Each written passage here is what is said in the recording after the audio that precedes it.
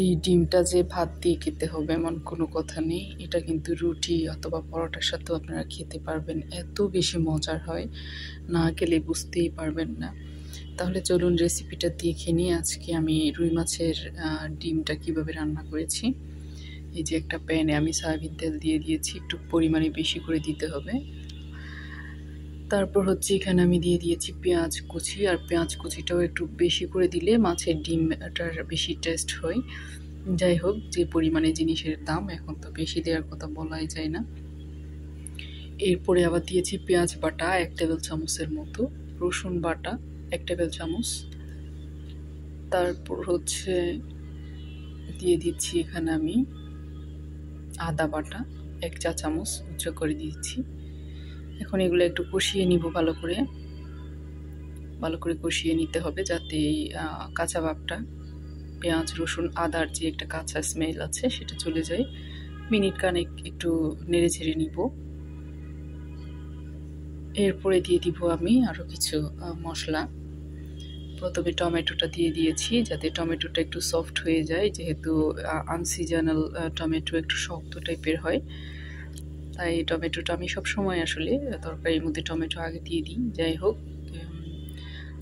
এক একজনের রান্নার ধরন এক এক রকম। মরিচের গুঁড়া দিয়েছি 2 চা চামচ উঁচা করে, বেশি করে মরিচের গুঁড়া দিতে হয় মাছের ডিমের মধ্যে।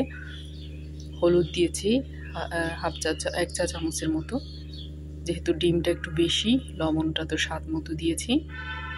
এখন একটু নেড়ে ছেড়ে নিব ভালো করে, মানে কষিয়ে নিব আর কি, একটু পানি দিয়ে কষাতে হবে। ভালো করে কষানোর পর এই যে পানি দিয়ে দিয়েছি, আমি গরম পানি দিয়ে কষাই সব সময়।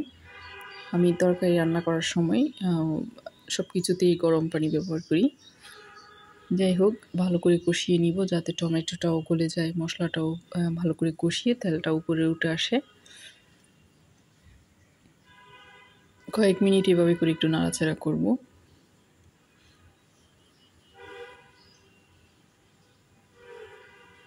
এখন আমি যে সিদ্ধ করে রেখেছিলাম, এই যে সিদ্ধ করে একটু পানি ঝরিয়ে রেখেছিলাম এই ডিমটা, সেটা দিয়ে দিয়েছি।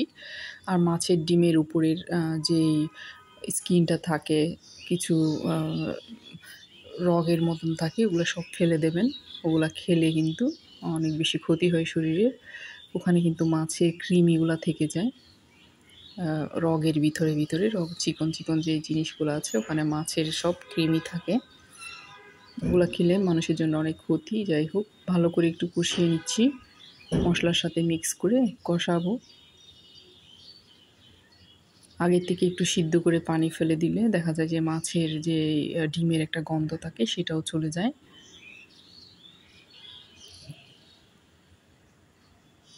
খুব ভালো করে একটু নেড়ে ছেড়ে নিব। অনেক বেশি মজা হয়েছিল। আমি আসলে আমার মতো করে রান্না করি, এক এক সময় এক একভাবে। আমি দেখে খুব একটা কিছু করতে পারি না, নিজের মনের মধ্যে যা আসে আমি সেভাবেই রান্না করি, আর সেটা যদি ভালো হয় এটা আমি শেয়ার করি আপনাদের সাথে। যাই হোক, ভালো করে একটু কষিয়ে নিয়ে এখন আবার দিয়ে দিচ্ছি গরম পানি। মাছের ডিম কিন্তু অনেক বেশি পানি টানে। প্রথমে একটুখানি দিয়ে আমি একটু নেড়ে দিচ্ছি, দেখবেন এই পানিটার সাথে সাথে স্যুপ করে ফেলবে। মাছের ডিমে একটু পানি বেশি করে দিতে হয়। তারপর হচ্ছে পানিটা আবার জাল করে শুকিয়ে নিব। যে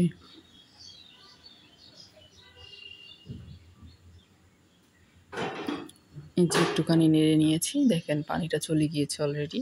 আমি আরেকটু পানি দিব। প্রথমে যে পানিটা দিয়েছি ওটা টেনে নিয়েছে মাছের ডিম। এখন আমি আর কিছু পানি দিয়ে তারপর হচ্ছে ঢাকনা দিয়ে ঢেকে দিব, ভালো করে নেড়ে ছেড়ে। সবার পরে আমি আরেকটা এখানে ইনগ্রেডিয়েন্ট দিব। এই যে পানি আরও কিছুটা দিয়ে দিয়েছি, গরম পানি।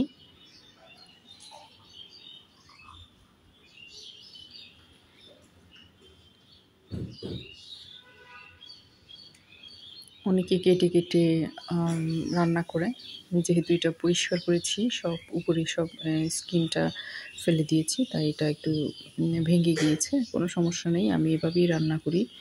ঢাকনা দিয়ে কিছু সময় রান্না করার পর এই যে এখন আমি দিয়ে দিচ্ছি কয়েকটা কাঁচা মরিচ, আর দিয়ে দিব 1 চা চামচের মতো গরম মশলা, অথবা আপনারা জিরা গুঁড়া দিতে পারেন। আমার গরম মশলার সাথে সব মিক্স করা আছে, আমি ওখান থেকে 1 চামচ গরম মশলা দিয়েছি সবার পরে। এখন আবার নেড়ে ছেড়ে ঢেকে আর কিছু সময় একটু মিডিয়াম হিটে রান্না করে তারপর নামিয়ে নিব।